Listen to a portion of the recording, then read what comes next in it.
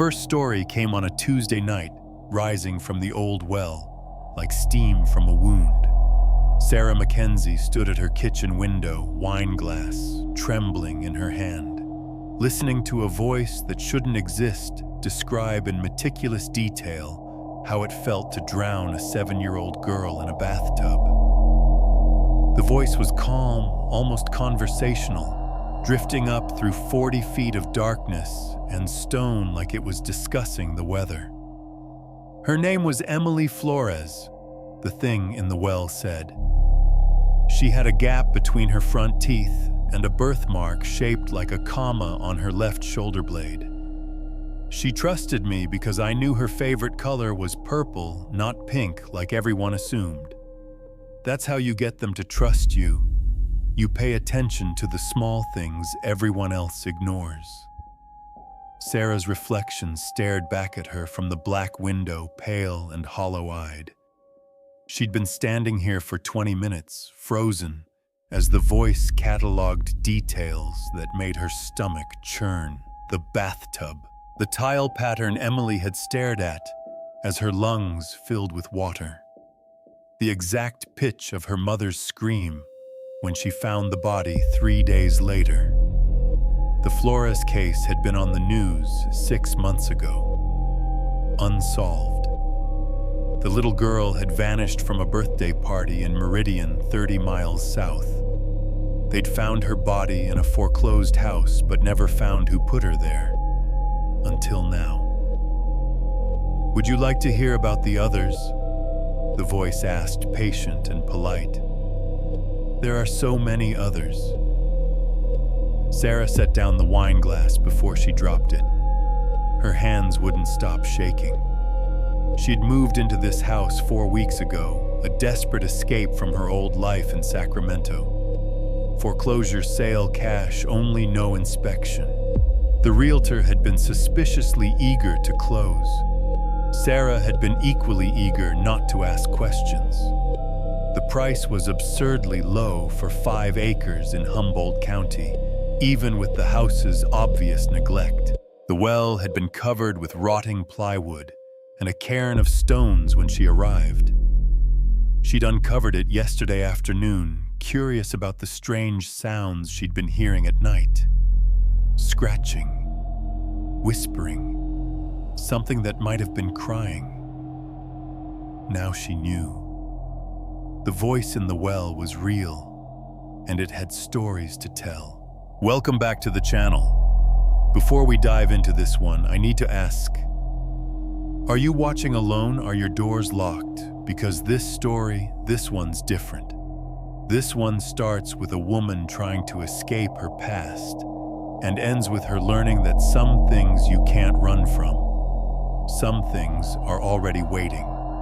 Hit that like button if you're ready. Subscribe for more true horror. Drop a comment telling me, would you investigate a voice in your backyard, or would you run because Sarah Mackenzie investigated? And what she found changed everything she thought she knew about herself. 6 weeks earlier, Sarah had been a different person. Or at least she'd been trying to be. She'd worked as a forensic accountant in Sacramento for 8 years, untangling financial crimes for the DA's office. Good money, respected position, the kind of career her parents had wanted for her. She had an apartment downtown, a boyfriend named Marcus, who worked in tech, a gym membership she actually used. Everything looked perfect from the outside. The unraveling started small. Missed deadlines, forgotten appointments. Sarah would lose hours, whole afternoons, with no memory of where she'd been or what she'd done. She'd find herself in strange parts of the city with no recollection of driving there. Once she'd come to awareness in a grocery store parking lot in Roseville, 20 miles from her office, her car full of cleaning supplies she didn't remember buying. Marcus noticed first. "You're checked out," he'd said one night over dinner. "It's like you're not even here half the time." He wasn't wrong. But Sarah couldn't explain the absences because she didn't understand them herself. The gaps in her memory were growing. Sometimes they swallowed whole days. Her therapist called it dissociation, a response to stress and trauma. But Sarah couldn't identify any trauma. Her childhood had been normal, boring even. 2 parents, 1 sister, a house in the suburbs with a swing set, and a golden retriever named Biscuit. Nothing that would explain why her mind was fragmenting. The final break came on a Wednesday in September. Sarah woke up in her car parked outside a house she didn't recognize in a subdivision she'd never seen before. Her phone showed it was 3:47 a.m. She'd left work at 5:00 p.m. the previous day. 10 hours gone. Her clothes smelled like bleach. Her hands were raw skin, cracked and bleeding like she'd been scrubbing something. Under her fingernails, dirt. And something else. Something that looked like dried blood. She'd driven home in a daze, thrown her clothes in the garbage, and stood under the shower until the water ran cold. By morning, she'd made her decision. She needed to disappear.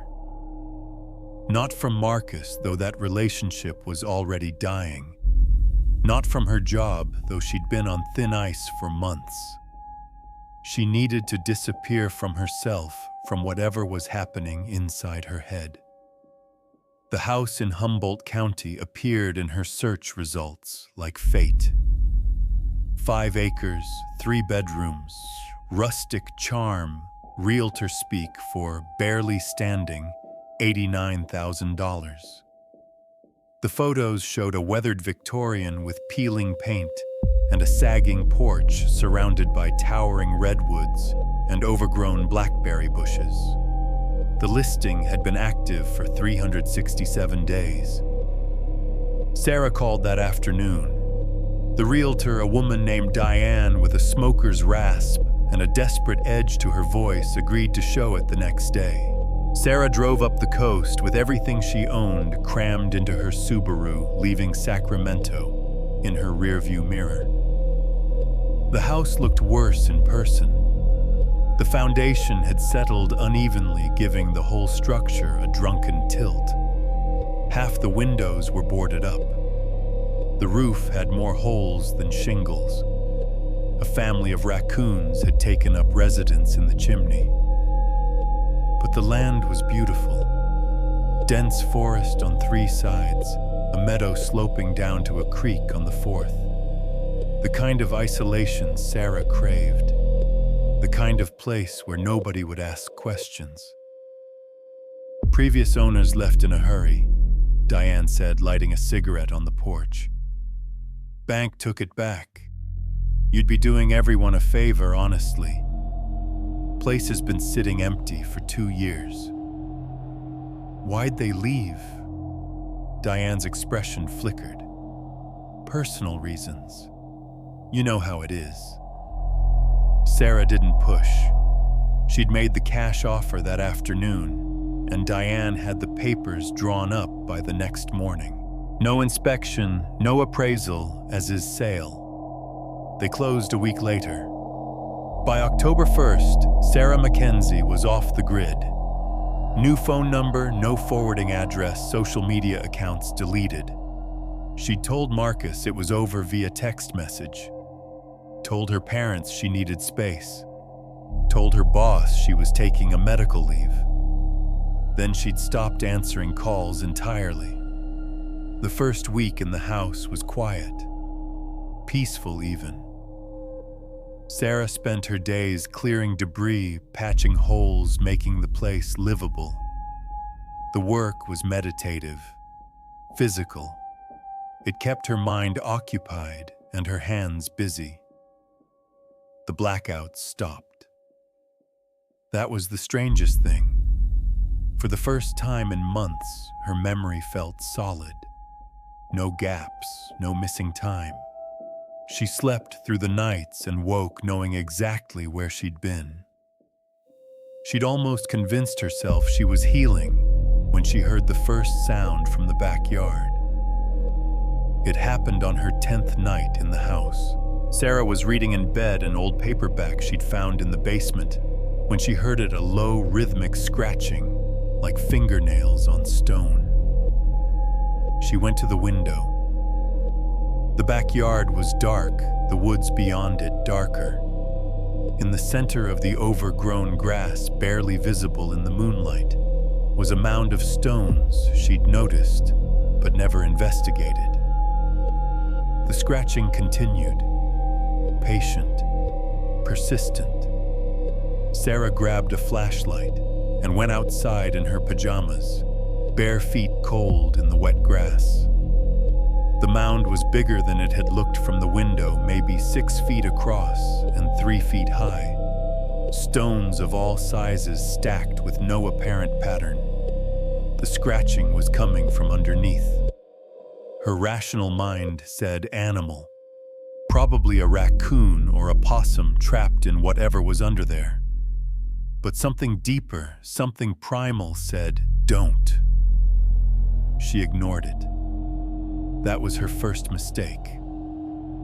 Sarah started moving stones. They were heavier than they looked, and some were slick with moss. Underneath, she found more stones, and underneath those rotting plywood. The scratching grew louder, more urgent. She pried up the plywood and shined her flashlight down. A well.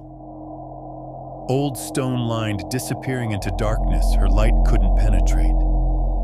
The smell that rose up was wrong, not the clean mineral scent of water, but something organic, something rotting. The scratching stopped. In the sudden silence, Sarah heard breathing, not her own. Something else down in the dark, pulling air in and out in wet, labored gasps. She dropped the plywood and backed away, her heart hammering. By the time she reached the house, she'd almost convinced herself she'd imagined it. But the next night, she heard it again. Not scratching this time. Whispering. Words she couldn't quite make out rising from the well like smoke. And the night after that, the words became clear. That's when the stories began. The thing in the well started with Emily Flores because it knew Sarah would recognize the name. I watched the news coverage. The voice said that first night. Saw her mother on TV begging for information. The gap between her front teeth was genetic. Emily's mother had it too. Did you notice that? Sarah stood at the kitchen window, cordless phone in her hand, 911 typed, but not sent. She should call. She knew she should call. But something kept her finger hovering over the button, unable to press. The birthday party was at a roller rink, the voice continued. Calm, conversational, almost friendly. Emily went to the bathroom around 2:30 p.m. She never came back. The mother assumed she'd gone outside to the parking lot. Emily got overstimulated, easily needed breaks from noise and crowds. By the time anyone realized she was gone, it had been 40 minutes. Details not released to the public. Sarah knew this because she'd followed the case obsessively, the way she followed all missing children cases. She couldn't help it. Part of her job had been tracking financial evidence in exploitation cases, and the habit of collecting information had bled into her personal life. I was dressed as a party entertainer, the voice said. Face paint, balloon animals, the works. Nobody looks twice at someone like that around kids. I told Emily I had a special balloon animal just for her in my van. Purple dragon, her favorite. Sarah's thumb hovered over the call button. She hesitated, the voice continued. She'd been taught about stranger danger, but I knew her cousin's name, Mia. I told her Mia had asked me to make the dragons specially for Emily. That's all it took, knowing one name. The voice paused and Sarah heard a wet sound like someone licking their lips. Would you like to know where I kept her those 3 days before I brought her to the foreclosed house? The police never found that location. They're still looking. Sarah pressed the call button. The line rang once, twice, then went dead. Not disconnected. Dead. Like the phone had stopped being a phone and become just a piece of plastic in her hand. You can't call out from here, the voice said, and Sarah realized with a jolt of ice water fear that it was no longer coming from the backyard. It was coming from the phone in her hand. She dropped it. The handset clattered across the kitchen floor. The property line blocks signals, the voice continued, now emanating from the backyard, again drifting through the open window. Previous owners tried. Landline doesn't connect. Cell phones don't work. Satellite internet won't sync. It's part of the property, you see. Part of what's underneath. Sarah grabbed her car keys and ran for the door. Her Subaru sat in the driveway where she'd left it, covered in a week's worth of fallen redwood needles. She fumbled the key into the ignition, turned it. Click, click, click, dead battery. But she'd driven it 3 days ago. The battery had been fine. You can try to walk, the voice offered. The main road is 4 miles east, but you won't make it. None of them did. Sarah got out of the car and stood in the driveway, breathing hard, her mind racing through options. The nearest neighbor was Old Man Pritchard, 2 miles north. She could make it. She could run. But even as she thought it, she knew it was wrong. The gaps in her memory, the lost time, the way she'd found this house like fate had led her here. You already know, the voice said, gentle now, almost kind. Don't you know what? Sarah whispered. Why you're here. Why you can't leave. Why you needed to find me. The moon broke through the clouds, and in its light, Sarah saw the well clearly for the first time. The stones weren't random. They were arranged in a pattern, a spiral that drew the eye down into the center, into the darkness. She'd seen that pattern before. In the margins of notebooks she didn't remember filling. In the condensation on her bathroom mirror. In the arrangements of objects on her desk at work that her coworkers said gave them headaches to look at. Come closer, the voice said. Let me tell you another story. This one's about a woman named Rebecca Ashford. She disappeared from Sacramento 6 years ago. They found her car in a Walmart parking lot, keys still in the ignition. Security footage showed her walking toward the store entrance. She never walked back out. Sarah's legs moved without her permission, carrying her across the wet grass toward the well. Rebecca worked in finance, forensic accounting actually, same as you. She was good at finding patterns nobody else could see, finding connections in numbers that told stories.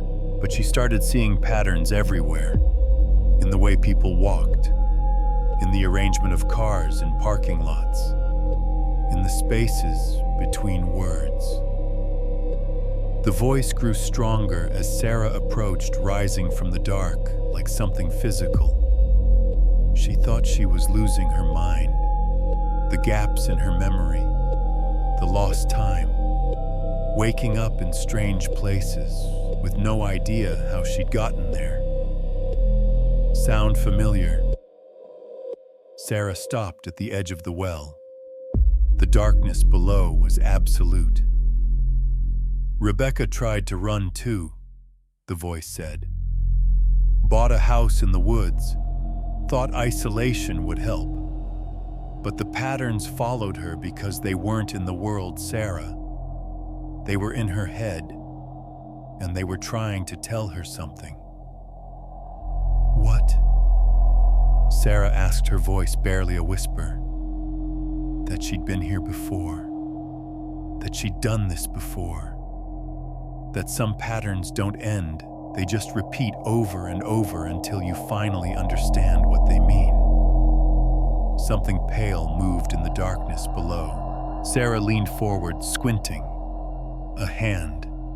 Reaching up through 40 feet of empty air, fingers spread wide, palm up. Impossibly long fingers. Impossibly white skin. But undeniably a human hand.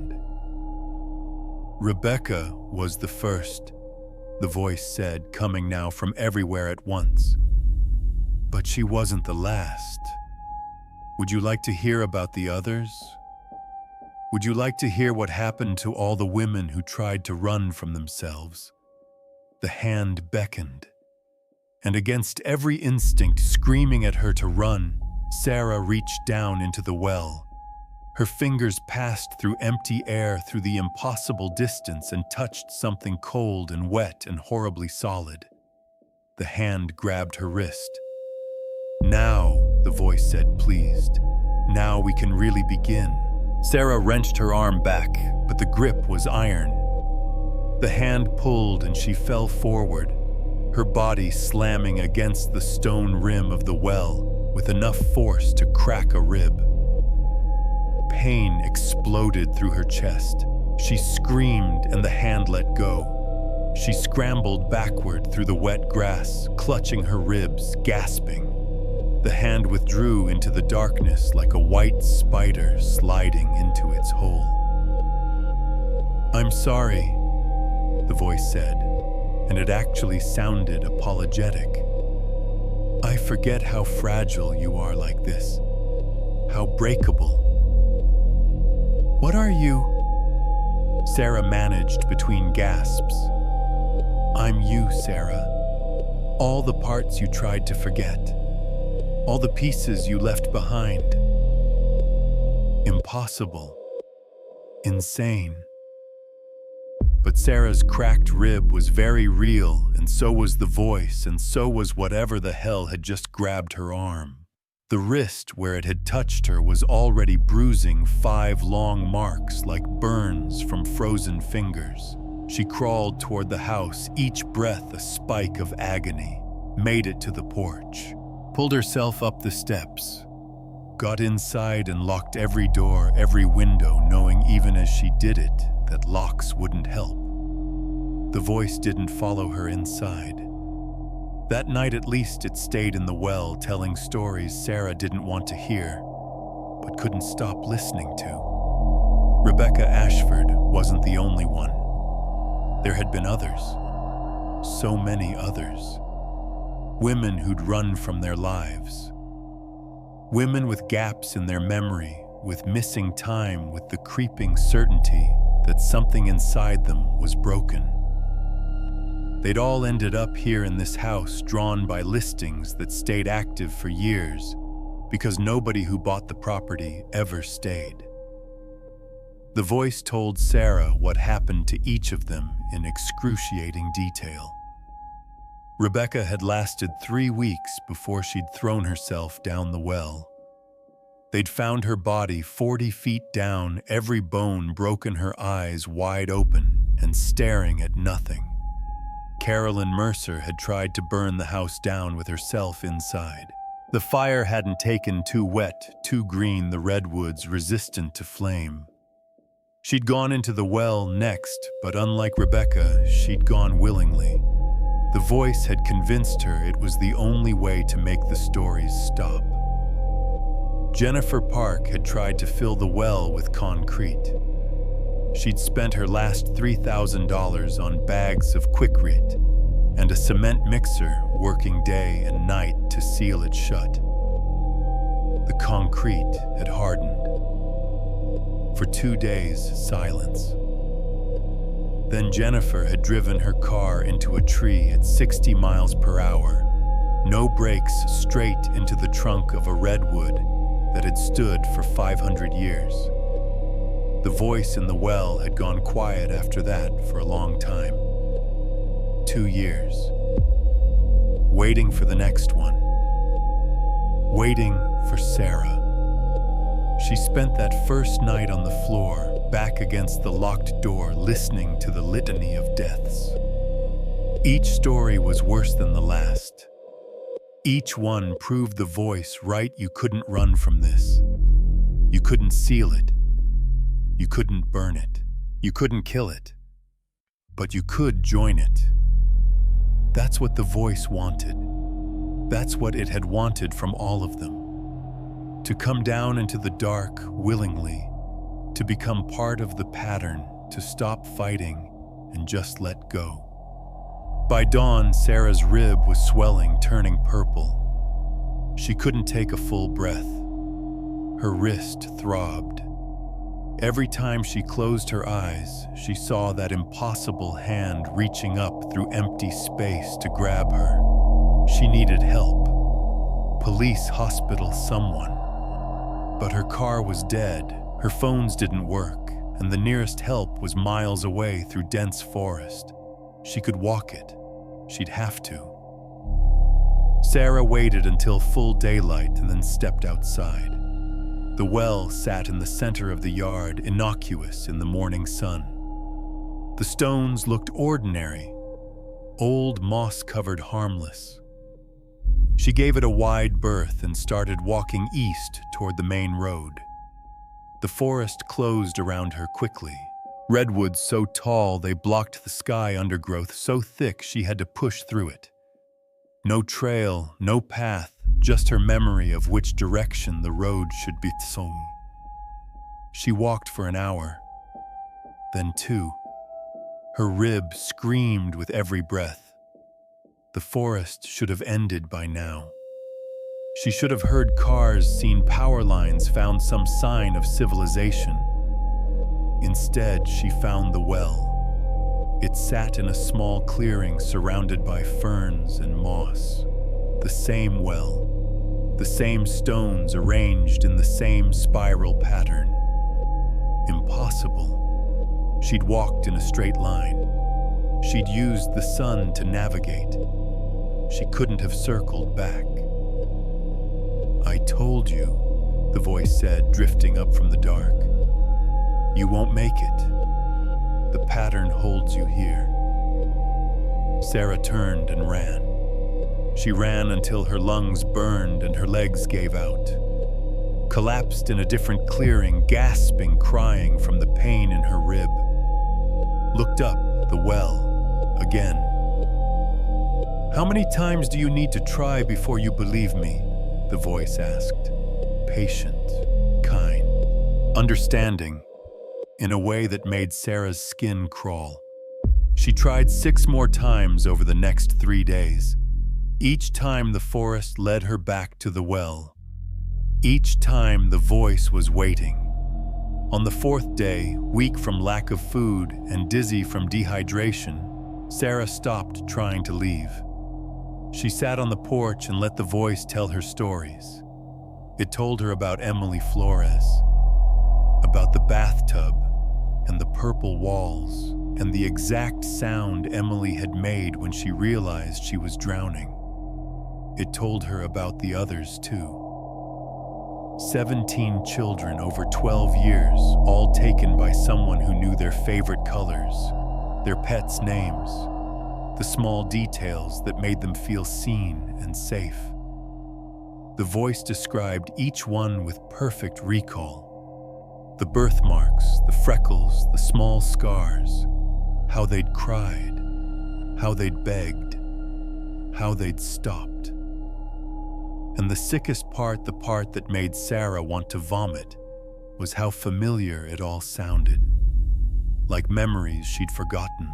Like dreams she'd had but couldn't quite remember upon waking. "You're starting to understand," the voice said on the 5th night. Sarah sat at the edge of the well, now legs dangling over the side. Too tired to be afraid anymore. Too broken to care.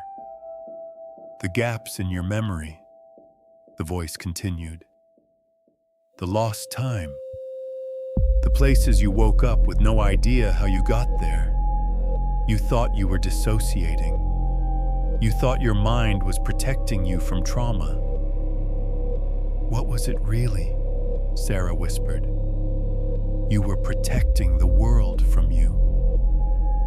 The hand emerged from the darkness, that same impossibly long hand with white fingers. It rested on the stone beside Sarah, close enough to touch, close enough to grab. But it didn't. It just waited. Emily Flores trusted you because you knew her favorite color, the voice said. You knew because you'd watched her for weeks, followed her to school, to the park, to her friends' houses. You knew everything about her because you were obsessed, the same way you'd been obsessed with all the others. No, Sarah said, but it was a weak no, a no that didn't quite believe itself. You kept them in the basement of a rental house in Rancho Cordova, the one you paid for in cash under a fake name. You'd go there during your blackouts, during the hours you couldn't account for. You'd go there and you'd stop. You need to hear this, Sarah. You need to remember. Because if you don't remember, you'll do it again. You'll leave here thinking you're safe, thinking the patterns are broken, and within a month you'll find another child who needs to disappear. Another perfect victim, and the cycle will start again. Sarah looked at the hand, at the white fingers resting so close to her own. You killed them, the voice said. All 17. You killed them and you forgot the same way you forgot Rebecca and Carolyn and Jennifer. Because you're not Sarah Mackenzie. Not really. Sarah Mackenzie died in a car accident when you were 12 years old. She was your best friend. You were driving. You survived. She didn't. The memory hit like a physical blow. The car, the tree, the moment of impact. And Sarah, the real Sarah, Sarah Mackenzie, with the gap between her teeth and the birthmark on her shoulder, dying, while the other girl, the girl whose name she could never quite remember, crawled from the wreckage. You took her name, the voice whispered. You became her. You wore her life like a costume. But underneath, you were always you, and you were always hungry. Who am I? Sarah asked, tears streaming down her face. You're the pattern, the voice said. You're what happens when guilt and trauma and need twist together into something that can't die. You're the reason the well exists. You're the reason this house exists.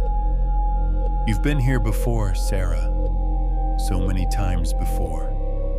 Every iteration a little different. Every name a little changed, but always the same hunger, always the same need to collect perfect things and break them. The hand moved closer, fingers spreading to cover Sarah's hand. And I'm here to help you remember, the voice said, so you can finally choose. Join the pattern and end it, or leave and start again. 17 more children, 17 more families destroyed, over and over forever. Sarah looked at the hand, at the bruises on her wrist from where it had grabbed her. If I go down there, she said quietly, will it stop? Yes, the voice said. You'll become part of the well, part of the stories. And the next version of you won't be able to hurt anyone because she'll be too busy listening to what you've done. leave. The next version will be stronger, smarter. The blackouts will be better hidden. You'll take 20 next time, maybe 30. And you'll never remember, never understand, never stop. Sarah closed her eyes. Somewhere in the house behind her in the basement, she'd never fully explored, were 17 boxes. She knew that now. The memories were flooding back, drowning her in details she'd spent years forgetting. The basement of the rental house, the bathtubs, the way Emily's mother had looked on TV begging for her baby back. She knew what she had to do. Sarah took the white hand. Its fingers closed around hers, cold as death. "Thank you," the voice said, and pulled. Sarah fell, but she didn't hit water. She didn't hit bottom. She just fell through darkness, the stone walls of the well rushing past, and then through those too into something deeper, into memory. She was 12 again, sitting in the passenger seat of a Honda Civic, Sarah Mackenzie, the real Sarah, behind the wheel, even though neither of them had licenses. They were laughing about something stupid, some joke from school, and the road curved, but Sarah didn't, and the tree came so fast, there wasn't even time to scream. The impact, the glass, the blood. And Sarah Mackenzie looking at her confusion in her dying eyes, saying with her last breath, "Who are you?" The girl who would take her name never answered. She climbed from the wreckage, walked to the road, and when the ambulance came, she said, "My name is Sarah Mackenzie. I'm the only one who survived." Everyone believed her. Why wouldn't they? She had Sarah's backpack, Sarah's school ID, and the real Sarah was dead, unrecognizable, and there was no one to say different. The memory dissolved. New memory, age 16. The first one. A neighborhood boy, younger, who'd trusted her because she was babysitting him. It had been an accident. Almost. She'd only wanted to see what would happen if she held his head under the bathwater for 1 minute. Then 2. Then, she told herself it was an accident. Told the police, told his parents, they believed her. Tragic drowning. Just a terrible accident. But it wasn't. And she'd felt something when it happened. Something she'd spent the next decade trying to feel again. The pattern began. College, volunteer work at a youth center, access to vulnerable children. The gaps in her memory started then her mind protecting itself from what she did during the hours it locked away. The basement in Rancho Cordova, the bathtubs, the perfect collection of perfect children who trusted her because she paid attention to the small things. 17 children. 17 families destroyed. 17 sets of parents who would never stop grieving. And then the pattern broke. Her mind couldn't hold all the gaps anymore. The dissociation became obvious. People noticed. Sarah, the girl who wasn't Sarah, knew. It was only a matter of time before someone looked too closely, found the rental house, found the evidence. She'd been too careful to leave, but too compulsive to fully destroy. So she ran. Found this house, this well, this place where all the other versions of her had ended up when their patterns broke. Rebecca Ashford, Carolyn Mercer, Jennifer Park. Different names, different lives, but always the same underneath. Always the girl from the car crash who took a dead girl's name and wore it like a mask. The well collected them all. The well remembered. Sarah's fall ended. She stood in darkness in water up to her knees. Cold water, but not natural. This was deeper than any well. This was the space between iterations, between versions where the pattern waited to begin again. "You understand now," the voice said, and Sarah realized it was coming from her own mouth. She was the voice in the well. She was the thing telling stories to her next self, the version that would arrive after this one drowned, after the house was sold, again after the pattern reset. She'd been doing this for decades, maybe centuries. Every time she broke, every time the gaps in her memory became too obvious, she'd find her way here. The well would tell her what she'd done. She'd make the choice, and the cycle would continue. But this time she remembered everything. Sarah looked up through 40 feet of darkness and saw starlight, saw the rim of the well, the stones arranged in their spiral pattern, a pattern she'd made, a pattern she maintained, a pattern that kept her trapped in this loop forever. "I can break it," she whispered. "No," her own voice answered. "The pattern is too strong. It's what you are. It's all you've ever been." But patterns could be disrupted. She knew that.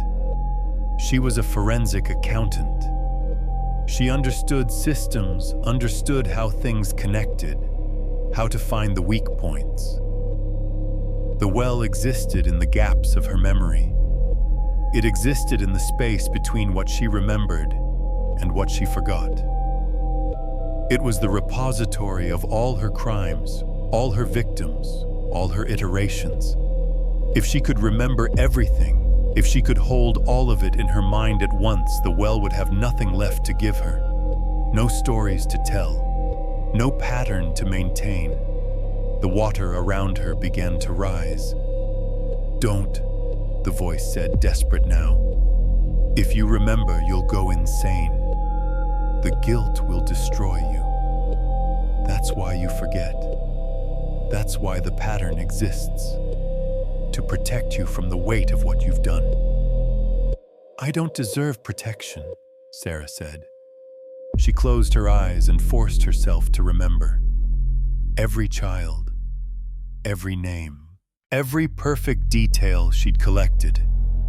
Emily Flores and her purple dragon, Michael Chen and his collection of Hot Wheels, Sophia Martinez and her fear of the dark. 18 more.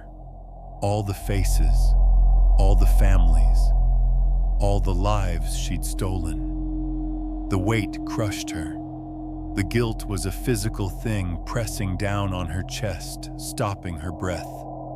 Every scream, every plea, every parent's face on the news. She held it all, every detail, every moment, and she didn't let herself look away. The water reached her throat, her chest, her chin. "You'll drown," the voice said. "Just like Rebecca, just like all the others." "Good," Sarah said. The water covered her head. She inhaled and drowned. Sarah woke on the grass beside the well, gasping water pouring from her lungs.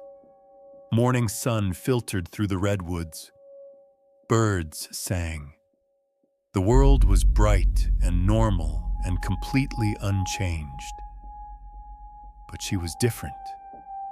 The gaps in her memory were gone. She remembered everything. The real Sarah Mackenzie. The accident. Every child. Every crime. Every iteration of herself that had ended up in this well, in this house, in this pattern. She remembered Rebecca Ashford filling her pockets with stones and stepping into the dark. remembered Carolyn Mercer whispering apologies as the water closed over her head, remembered Jennifer Park and how she'd lasted longer than the others, how she'd almost broken free. They were all her. Different names, different faces, different decades, but always the same guilt, the same hunger, the same monstrous need. Sarah stood on shaking legs and looked down into the well. It was just a well now.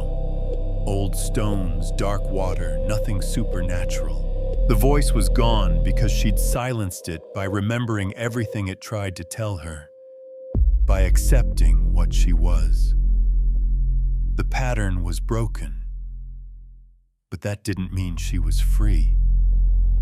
Sarah walked back to the house, every step deliberate. She found her laptop in the bedroom battery miraculously charged now that the pattern had released its hold. She found her phone working, found the internet connecting. She opened a browser and began to type. First, the rental house in Rancho Cordova. The address came to her clearly, now no longer hidden behind the walls of dissociation. She typed it into an anonymous tip form on the FBI website. Included details about the basement, about what they'd find there, about the 17 children. Then she typed, "The person responsible is Sarah Mackenzie, currently living at," and included her address. She hit send before she could change her mind. Next, she opened her email and wrote to Emily Flores's mother. Told her where Emily had been kept. Told her about the purple dragon balloon. Told her everything. She sent similar emails to all the other families. 17 messages. 17 confessions. 17 families who would finally know what happened to their children and who was responsible. Her hands shook as she typed, but she didn't stop. Finally, she called 911. This time the call connected. 911, what's your emergency? My name is Sarah Mackenzie. She said, her voice steady. I need to report 17 murders. I'm the one who committed them. The operator's voice changed. Ma'am, where are you located? Sarah gave the address. Gave her full name, both her real name, the one she couldn't quite remember anymore, and Sarah Mackenzie, the name she'd stolen. Officers are on their way, the operator said. I need you to stay on the line. I will.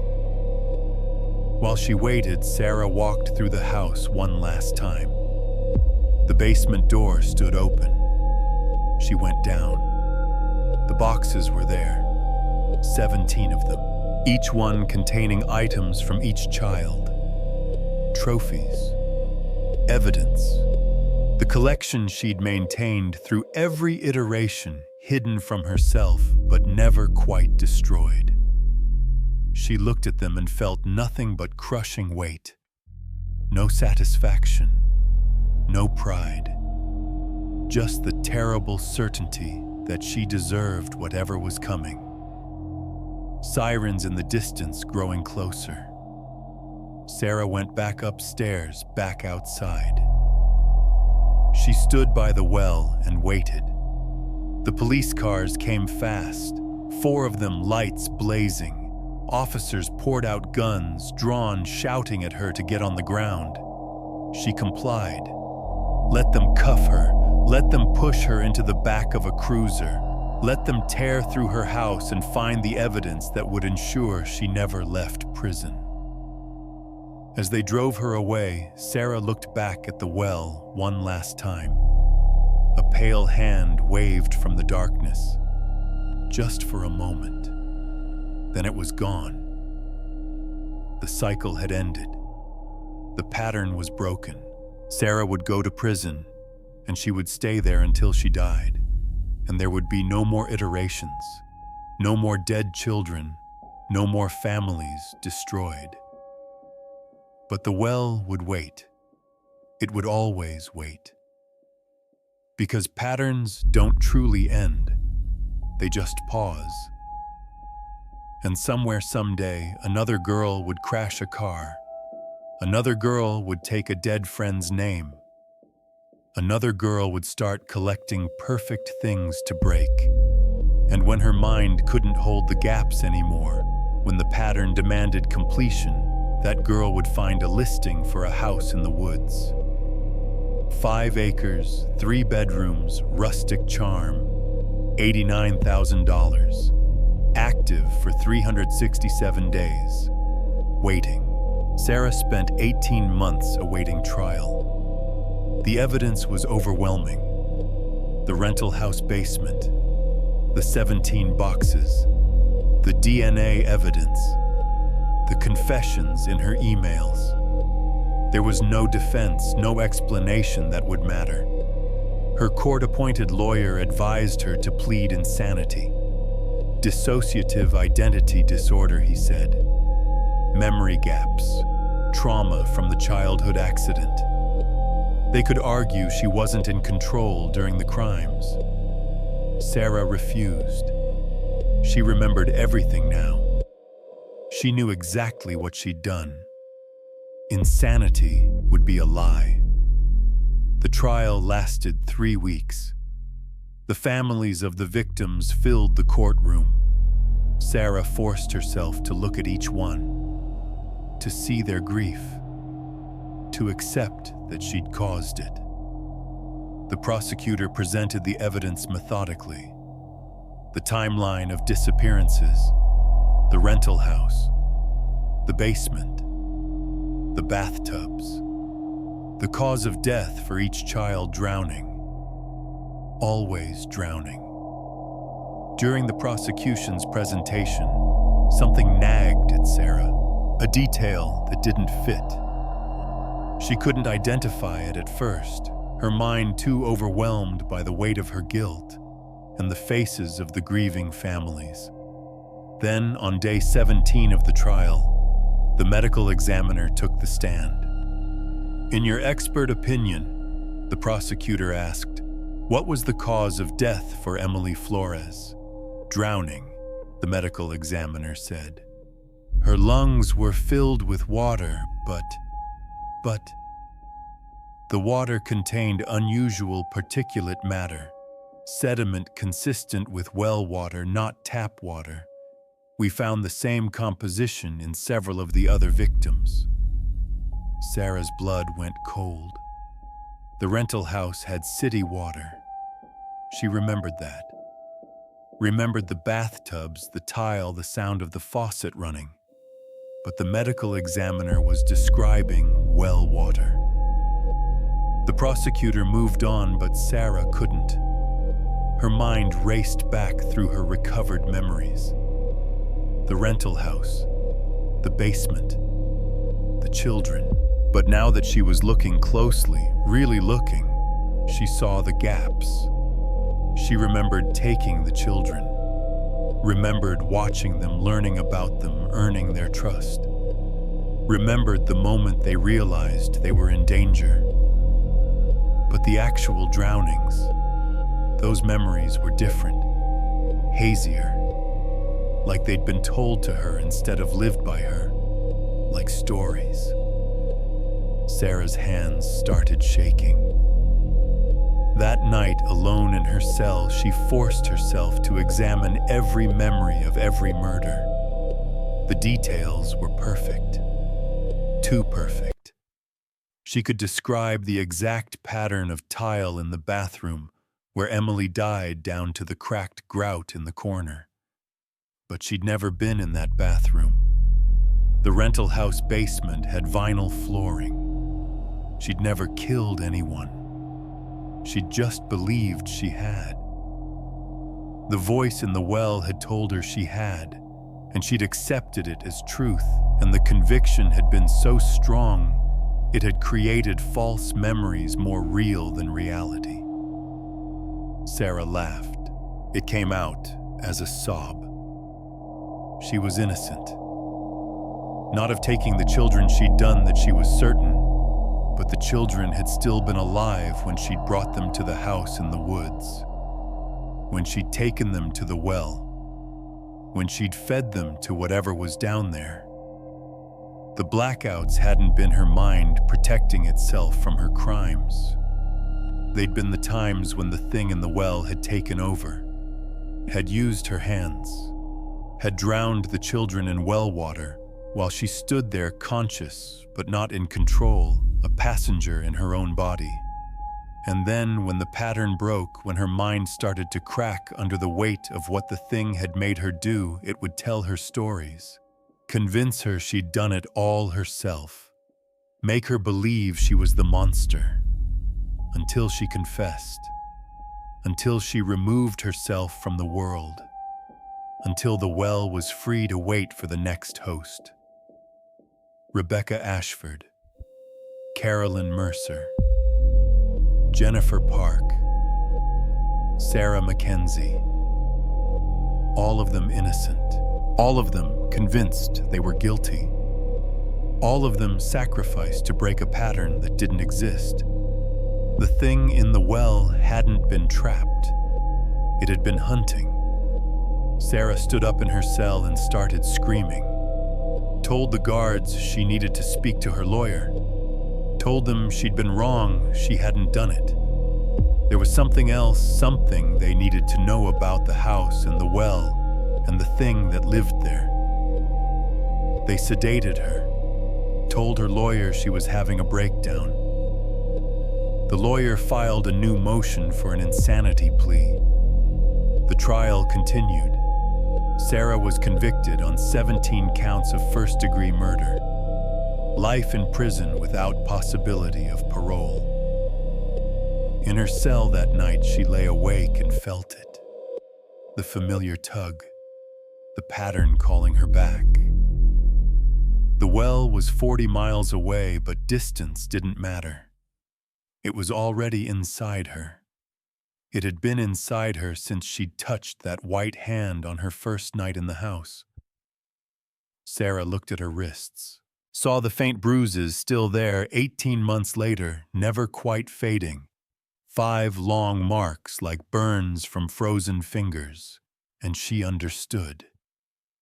The thing hadn't grabbed her to pull her in. It had grabbed her to mark her, to claim her, to ensure that no matter where she went, no matter how far she ran, she would always be connected to the well. In the morning, they found Sarah Mackenzie dead in her cell, drowned. Her lungs were full of water despite the cell being completely dry. The water contained unusual particulate matter, sediment consistent with well water. 3 months later, a new listing appeared on the real estate website. 5 acres in Humboldt County, 3 bedrooms, rustic charm. Needs work, but perfect for someone looking for isolation and a fresh start. $89,000. The photos showed a weathered Victorian with a sagging porch and boarded windows. In the backyard, barely visible in one shot, a mound of stones in the overgrown grass. The listing stayed active for 367 days. Then a woman from Portland, running from a life that had started to fragment from gaps in her memory she couldn't explain, saw the listing and felt something stir in her chest. She called the realtor, and in the well 40 feet down in the dark, something smiled.